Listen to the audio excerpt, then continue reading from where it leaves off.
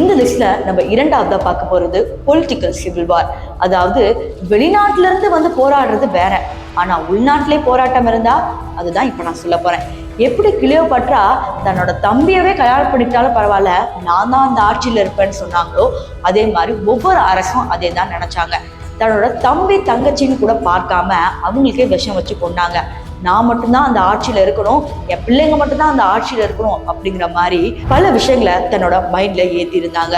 அதாவது தனக்கு தான் ஆட்சி வேணும் அப்படிங்கிற ஒரு தலைகணத்தினாலதான் எகிப்தியர்கள் அழிஞ்சு போனாங்க.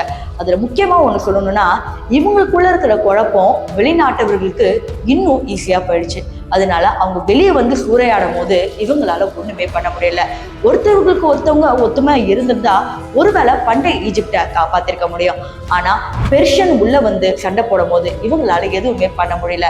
நான் தனியா தான் நிப்பேன், நான் தனியாவே ஜெயிச்சுக்கிறேன் அப்படின்னு சொன்னனாலதான் இன்னைக்கு பண்டைய எகிப்து அழிஞ்சு போச்சு.